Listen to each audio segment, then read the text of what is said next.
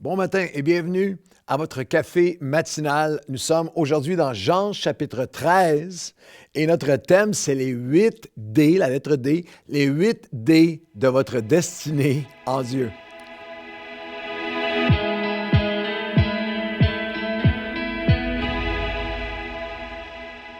Bon matin à tous, bienvenue à votre café matinal et nous sommes dans Jean le 13e chapitre. Pouvez-vous le croire, on a traversé les 3 évangiles, on est dans le 4e évangile, on avance vers Jean 21 et compléter ce projet extraordinaire ensemble. Et dans Jean chapitre 13, j'aimerais vous offrir comme thème les 8 D, la lettre D, les 8 D de votre destinée spirituelle ou de votre destinée en Dieu. Jésus est l'ultime modèle d'accomplissement de sa destinée éternelle qui a en retour affecté et permis notre destinée de vie abondante sur cette terre, sauvée, pardonnée et de vie éternelle. Et Jésus a dit quelque chose de tellement puissant à la croix. Lorsqu'on est dans Jean chapitre 13, on est dans la dernière célébration de la Pâque avant la crucifixion, sa mort et sa résurrection, la Pâque ultime, alors qu'il s'est offert.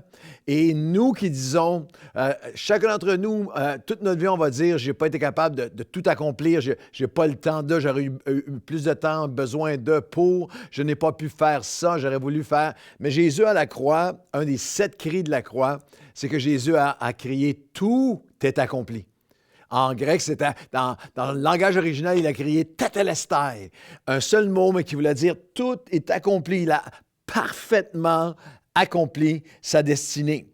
Par sa vie, par son message, son enseignement, sa mort, sa résurrection et par son Église sur la terre, Jésus a parfaitement accompli sa destinée éternelle. Et il nous donne dans ce dernier repas, ce dernier événement du dernier repas, de la dernière Pâque, le repas de la Pâque qu'ils ont pris ensemble, Jésus et ses disciples, juste avant le tourbillon vers la croix et vers la mort et la résurrection. Il nous donne 8 D. Attachés aux ceintures, on va aller rapidement, mais il y a 8 D qui nous aident dans l'accomplissement de notre destinée. Le premier D au verset 1 de Jean chapitre 13, c'est la définition, le premier D, la définition même du leader de destinée ou du leader spirituel. Jean chapitre 13 et le verset 1, avant la fête de la Pâque, Jésus, sachant que son heure était venue, de passer de ce monde au Père, et ayant aimé les siens qui étaient dans le monde, et mis le comble à son amour pour eux. Ayant aimé les siens qui étaient dans le monde, et mis le comble à son amour pour eux. L'amour est l'essence, le fondement, c'est la définition même le fondement de l'accomplissement de nos destinées en Dieu. Vous pouvez accomplir une destinée financière, une destinée de carrière, une destinée dans différents domaines de vos vies. Ultimement, sans amour, ça sera une bien triste destinée, mais la destinée en Dieu, l'accomplissement du royaume de Dieu dans nos vies repose sur l'amour. Impossible sans... Tout repose sur l'amour. Et c'est dans cette conversation était de Jésus avec ses disciples. À ce moment, alors qu'il s'apprête à tout accomplir, j'ai mis le comble à mon amour. C'est Dieu a tant aimé qu'il a donné son Fils. Et Jésus a donné sa vie par amour. Dieu a tant aimé qu'il a donné. Il y a une autre conversation dans Matthieu chapitre 22, les versets 34 à 40, qui est très révélatrice à cet égard. Les pharisiens ayant appris qu'ils avaient réduit au silence les Sadducéens, débats théologiques et religieux, se rassemblèrent et l'un d'eux, docteur de la loi. Les docteurs de la loi à l'époque avaient mémorisé, appris et étudié tous les commandements de Dieu. Et pour vous donner une idée, ils avaient plus de 600 commandements et chacun des commandements pouvait avoir jusqu'à 10 applications et dérivatifs. C'est fou. Il y a certains commentateurs qui disent que le docteur de la loi de l'époque avait mémorisé jusqu'à 6000 commandements. Et ce docteur de la loi vient poser une question à Jésus, mais c'est pour le prendre au piège. Le texte le dit, c'est afin de l'éprouver, Matthieu 22, 34 à 40. C'est afin de le mettre à l'épreuve, c'est afin de le coincer. Et il lui dit, Maître, sachant qu'il y a tous ces milliers de commandements, Maître, quel est le plus grand commandement? Quel est le plus grand commandement de la loi? Jésus lui répondit, « Tu aimeras le Seigneur ton Dieu de tout ton cœur, toute ton âme et toute ta pensée. » C'est le premier, c'est le plus grand commandement. Et voici le second qui lui est semblable, « Tu aimeras ton prochain comme toi-même. » De ces deux commandements, c'était révolutionnaire ce que Jésus annonçait, de ces deux commandements dépendent toute la loi et les prophètes. Et ça, c'est extrêmement important pour toi et pour moi aujourd'hui. Dans quelle que soit la saison de nos vies ou l'accomplissement de notre destinée, ça doit reposer sur l'amour. Sans l'apôtre Paul, lui aussi, docteur de la loi, dira après sa conversion, « Si je n'ai pas l'amour, je ne suis rien. » L'amour pour Dieu, l'amour pour mon prochain, l'amour pour sa parole, l'amour pour sa présence, l'amour pour son pardon, l'amour pour ses principes, l'amour pour ses commandements. Alors voici la première phrase. Les 8 D de notre destinée. Le premier D, la définition même, c'est l'amour. Et voici une première phrase de leadership. La mesure d'amour déterminera la mesure d'accomplissement. La mesure d'amour dans ta vie déterminera la mesure d'accomplissement. L'amour de Dieu est répandu dans nos cœurs par le Saint-Esprit. Quelle était la dernière fois où tu as prié, Seigneur? Esprit Saint, Dieu le Père, Dieu le Fils, Dieu le Saint-Esprit, viens me remplir à nouveau d'amour, de ton agapé dans ma vie. Premier D, la définition même. Le deuxième D, le discernement nécessaire. Le deuxième D, c'est le discernement du diable lui-même sous une forme très particulière dans Jean 13, verset 2. On continue le texte. Pendant le souper, lorsque le diable avait déjà inspiré au cœur de Judas Iscariote, fils de Simon, le dessein, le plan, la pensée, la mentalité, le dessein de le livrer. C'est assez saisissant. Le diable qui inspire, qui souffle, c'est le mot qui est là, qui souffle cette notion, cette pensée, cette mentalité à Judas Iscariote de livrer Jésus, de vendre Jésus, de le trahir, d'aller chercher un profit au nom de Dieu. Le diable inspire encore des leaders ou serviteurs chrétiens à se servir du royaume de Dieu plutôt que de le servir, de profiter, de tirer, de prendre avantage, d'utiliser et dans certains cas, oui, de manipuler et même d'abuser le royaume de Dieu. C'est un verset extrêmement puissant, très révélateur. Le diable avait soufflé, avait inspiré un souffle du moi, d'égocentrisme, de prendre, un souffle d'égocentrisme, d'égoïsme au cœur de Judas, je vais prendre, qu'est-ce que je peux tirer de cette relation avec Dieu? Alors la question, pour toi et pour moi, sers-tu l'Église ou le Seigneur ou le royaume ou Dieu pour ce que tu crois qu'il peut te donner? Il y a beaucoup de gens qui servent le royaume de Dieu pour les avantages que le royaume de Dieu peut leur donner. Beaucoup de serviteurs d'Église qui servent pour ce qui est donné en retour, le prestige qui est donné en retour, le poste, la reconnaissance, l'aspect pécunier, l'argent, le soutien, l'honneur. Ta foi en Dieu est-elle pour ce que tu peux obtenir de Dieu? Le diable n'est pas seulement, lorsqu'on pense au diable, la démonisation, il y a toujours une image vaudouisante ou une image de manifestation démoniaque ou une image d'homme qui écume à la bouche ou de domination. Sache que la nature même du diable, la nature satanique, c'est l'ange déchu qui dit « Je vais m'élever au-dessus du trône de Dieu. Je suis au-dessus de lui. » Alors aujourd'hui, pour toi et moi aujourd'hui, ce rappel que tu peux marcher avec Dieu depuis des années, mais ce souffle de l'ennemi existe encore aujourd'hui pour t'amener à une foi qui n'accomplira jamais la destinée de Dieu si tu es là pour tirer, pour prendre tout ce qui est à ton avantage dans le royaume de Dieu. La première loi, c'est que la mesure d'amour va déterminer l'accomplissement. La deuxième est celle-ci. La grandeur d'une destinée sera mesurée à sa générosité pour la gloire de Dieu.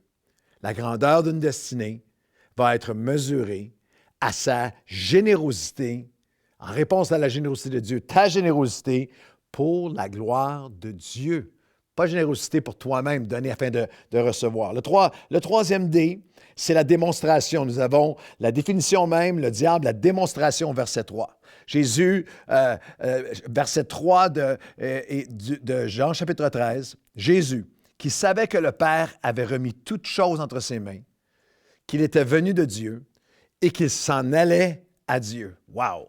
Jésus qui savait que le Père avait remis toutes choses entre ses mains, il est venu de Dieu et qu'il retournait, qu'il s'en allait à Dieu en ayant tout accompli.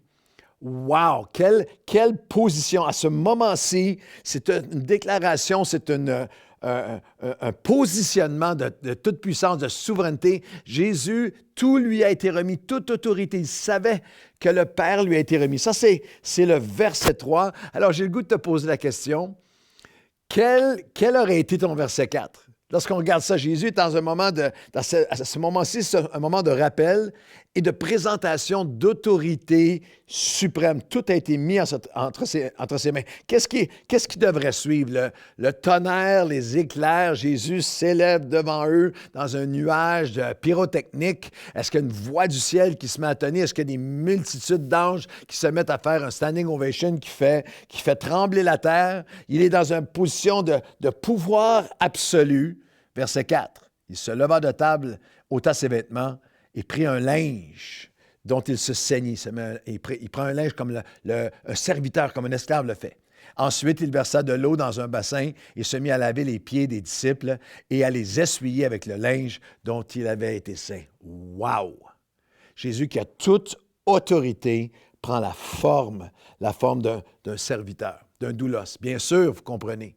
Vous comprenez qu'à l'époque, la majorité des chaussures étaient des sandales ouvertes sur les routes poussiéreuses. Il n'y a pas des douches à tous les jours, il n'y a pas tout ça.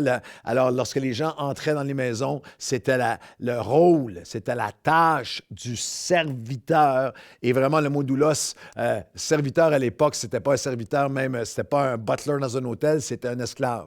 Et le serviteur, c'était le plus bas du totem, c'était le plus bas de la hiérarchie sociale, mais tu étais le serviteur. Et parmi les serviteurs, il y avait le serviteur laveur de pieds. Alors, c'était la courtoisie la plus élémentaire. Lorsque tu entrais dans une maison, il y a un serviteur qui te lavait les pieds.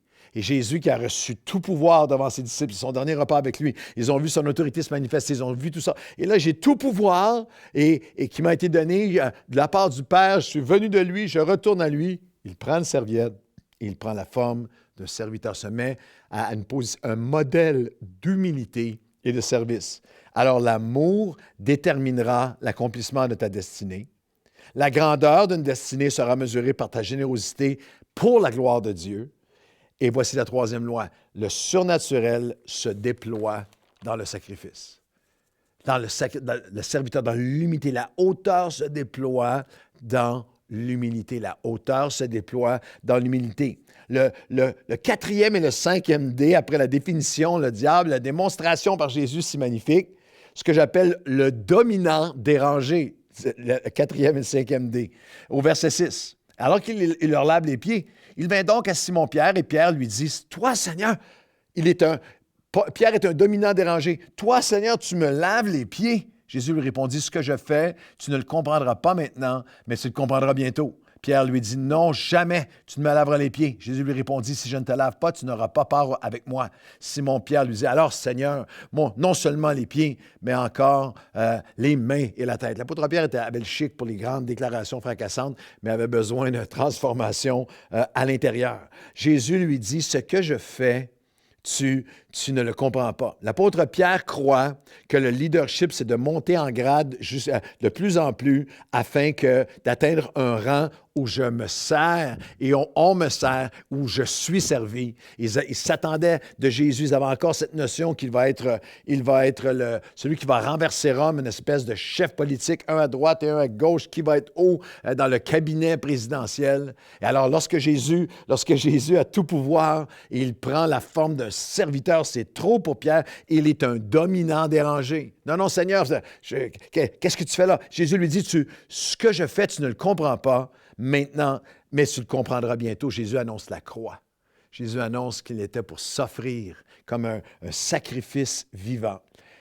Encore aujourd'hui, il y a beaucoup de croyants qui veulent les conquêtes et les couronnes sans la croix. Il y a beaucoup de touristes à la croix.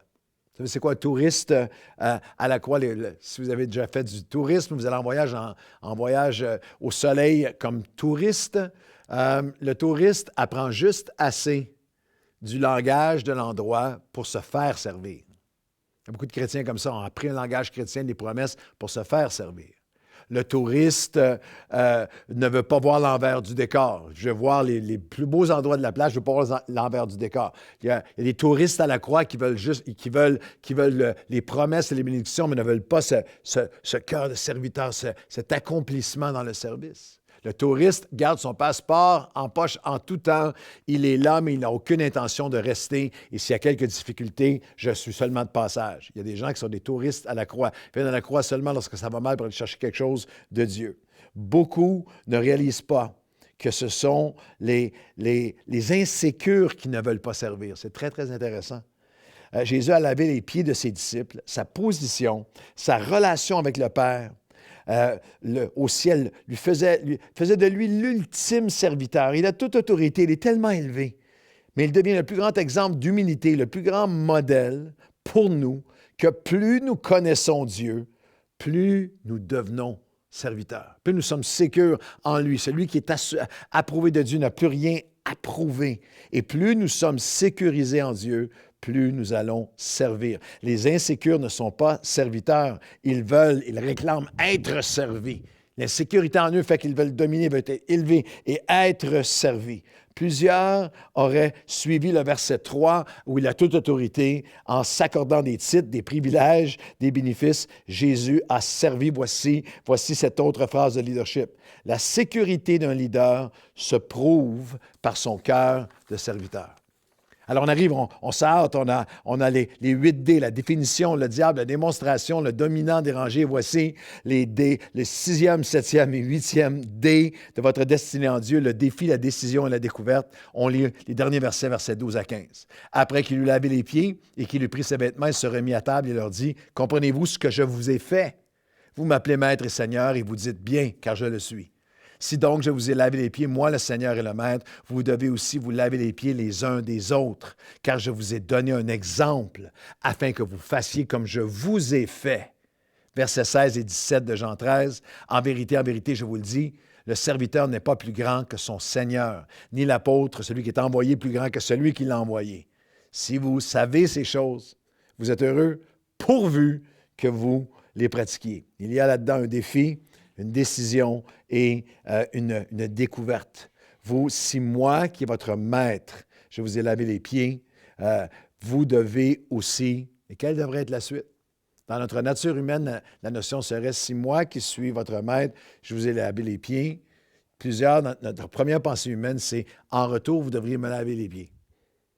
Mais Jésus nous donne le modèle qu'il donne avec rien, avec aucun en retour. Il vient se sacrifier. Lui, le parfait, est venu s'offrir pour les pécheurs, l'innocent pour les coupables. Jésus ne servait pas pour obtenir, il avait tout déjà. Il a quitté, s'est arraché d'avoir tout pour venir nous servir.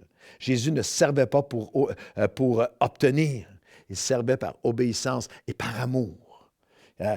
Sans quoi que ce soit, demandant quoi que ce soit en retour. Et toi, s'il n'y a pas de... Et toi et moi, s'il n'y a pas de reconnaissance, s'il n'y a pas de rémunération, s'il n'y a pas d'honneur, s'il n'y a pas d'élévation, est-ce que tu sers? Est-ce que tu sers quand même? Est-ce que tu es là pour tirer ce que tu peux? Est-ce que tu es conditionnel dans ton cœur de service? Le défi lancé par le Seigneur, vous ne pouvez pas être plus grand que le Maître.